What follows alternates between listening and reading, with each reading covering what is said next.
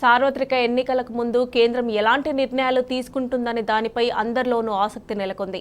Vote on account బడ్జెట్లో మధ్యతరగతి వర్గాలకు కేంద్రం వరాలు ప్రకటించే అవకాశం ఉందనే అంచనాలతో ప్రజలు ఆసక్తిగా ఎదురుచూస్తున్నారు. మరికొన్ని గంటల్లో నిర్మలా సీతారామన్ బడ్జెట్ ప్రవేశపెట్టనుండటంతో ప్రజల్లో భారీ అంచనాలు నెలకొన్నాయి.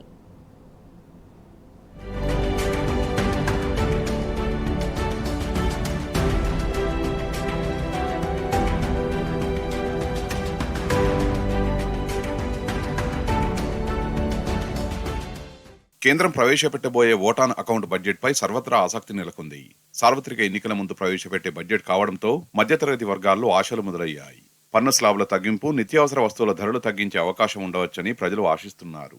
వీటితో పాటు మహిళలు, యువత కోసం ప్రత్యేక పథకాలను ప్రభుత్వం ప్రకటిస్తుందేమోనని ఎదురు చూస్తున్నారు. మధ్యంతర బడ్జెట్ అయినా సరే పారిశ్రామిక వర్గాల నుంచి మధ్యతరగతి ప్రజల వరకు అందరిలోనూ భారీ అంచనాలు నెలకొన్నాయి.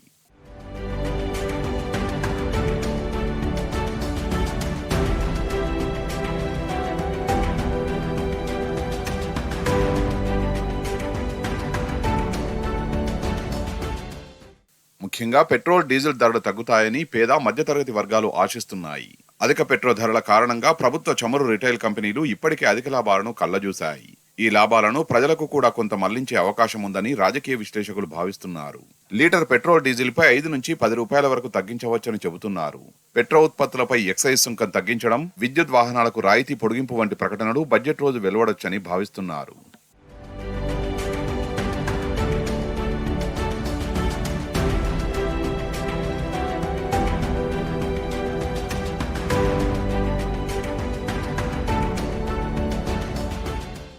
అటు పట్టణవాసులకు భారీ లబ్ధి చేకూరేలా నివాస గృహాలపై తక్కువ వడ్డీకే రుణాలు అందించవచ్చని అంటున్నారు ఆర్థిక నిపుణులు.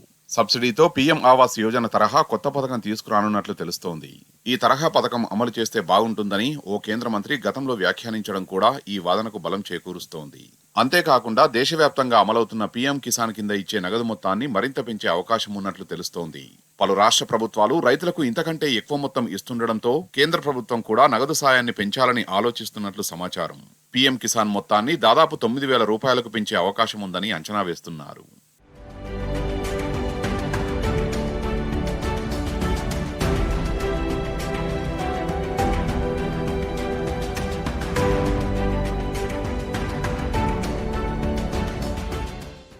ఇక గత బడ్జెట్లో మధ్యతరగతి కుటుంబాలకు పన్ను రిబేట్ను ఏకంగా 7 లక్షల రూపాయలకు పెంచడం సహా కేంద్రం పలు కీలక నిర్ణయాలు తీసుకుంది. దీంతో ఈసారి కూడా ఇలాంటి నిర్ణయం తీసుకుంటుందని మధ్యతరగతి కుటుంబాలు ఆశిస్తున్నాయి. ఇన్కంపై స్టాండర్డ్ డిడక్షన్ ప్రస్తుతం 50,000 రూపాయలుగా ఉంది. కొత్త, పాత పన్ను విధానాల్లో ఈ డిడక్షన్ను 1,00,000 రూపాయలకు పెంచాలని ఆకాంక్షిస్తున్నాయి. అటు బ్యాంకు ఖాతాదారులకు పన్ను మినహాయింపులు పెరగొచ్చని మరో అంచనా ఉండగా, వీరి సేవింగ్స్ ఖాతా వడ్డీపైన స్టాండర్డ్ డిడక్షన్ పరిమితిని 50,000 రూపాయలకు పెంచుతారని ఆశిస్తున్నారు. మరోవైపు ఆదాయపు పన్ను చట్టంలో సెక్షన్ 80C కింద ప్రస్తుతం ఆర్థిక సంవత్సరంలో గరిష్టంగా 1.5 లక్షల వరకు పన్ను మినహాయింపు ఇస్తున్నారు. ఈ మొత్తాన్ని 3 లక్షల రూపాయలకు పెంచాలనే డిమాండ్ ఎక్కువయ్యాయి.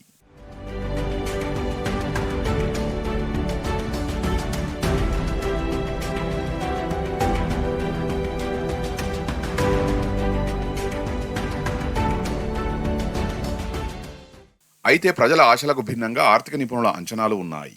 3-4 నెలల్లో ఎన్నికలు ఉన్నా సరే కొన్ని అంశాల్లో కేంద్రం మినహాయింపులు ఇవ్వకపోవచ్చని నిపుణులు అంచనా వేస్తున్నారు. దీర్ఘకాలిక ఆర్థిక సంస్కరణల జోలికి వెళ్లకుండా ఇప్పటి పద్ధతుల సంగతే చూడాలని ప్రభుత్వం భావిస్తున్నట్లు చెబుతున్నారు. అందుకే ప్రభుత్వం ఎలాంటి నూతన ప్రతిష్టాత్మక పథకాలను ప్రారంభించే అవకాశం లేదని స్పష్టం చేస్తున్నారు.